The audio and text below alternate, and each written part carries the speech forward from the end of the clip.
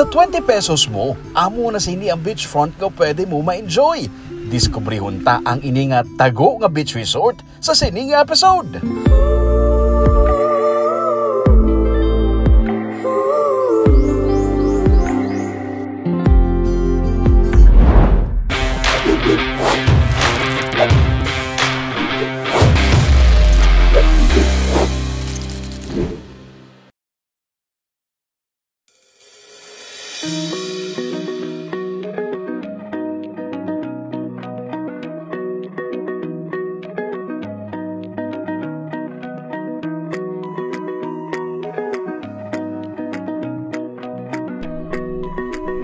Malinong kag matawhay. May malaba nga shoreline.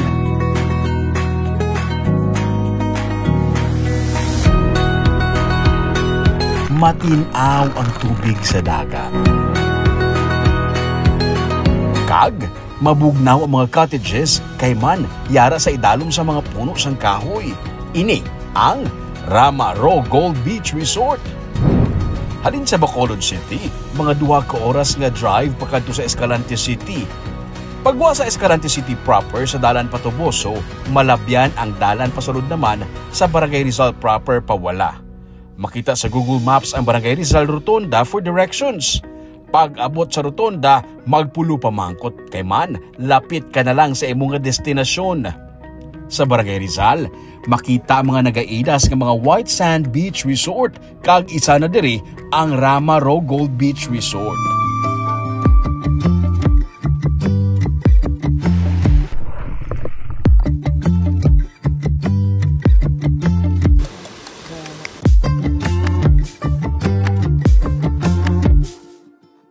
₱20 ang entrance fee, may parking area. Manaog ka lang sa idalom, makita mo na ang shoreline nila kag ang matahom nga baybay.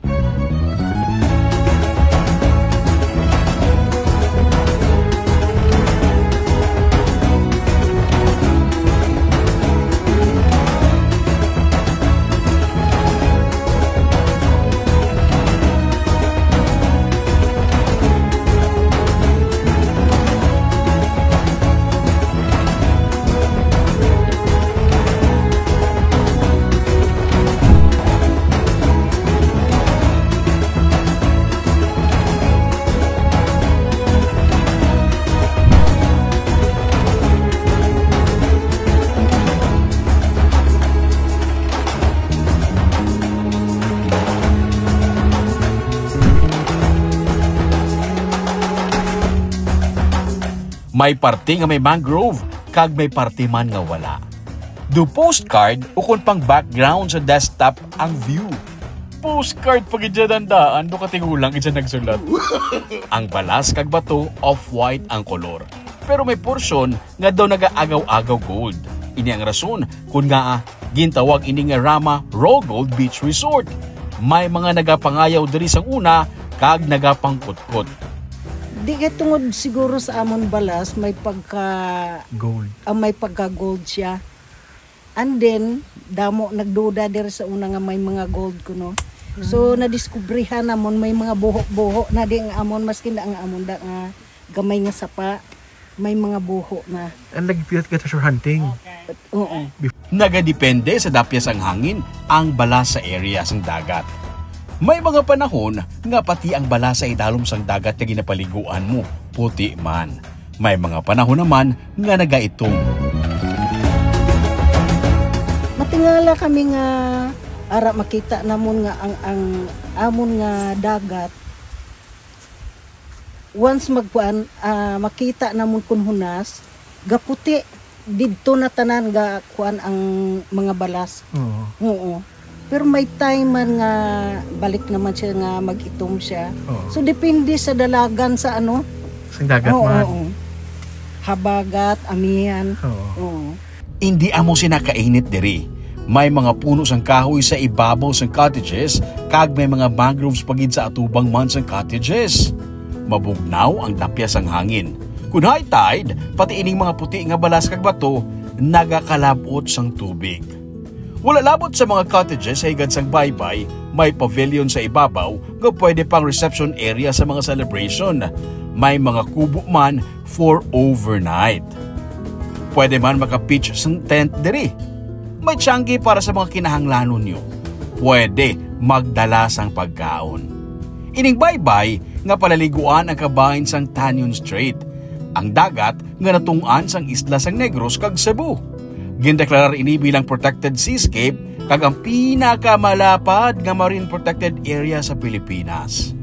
May 14 man lang ka mga species ng whales kag dolphins sa Sininga Strait gani ginahalungan kag nagakadapat nga proteksyonan. Gani kung makalagaw ka mo diri, buligan ta maintain ang katinlo sa Sininga Dagat. Suwak gid kay man, lapit na lang matapos ang klase kag next month, Holy Week na. Planuhin nga daan ang trip pa beach para ang inyo plano nagagiho kag hindi lang drawing sa gihapon.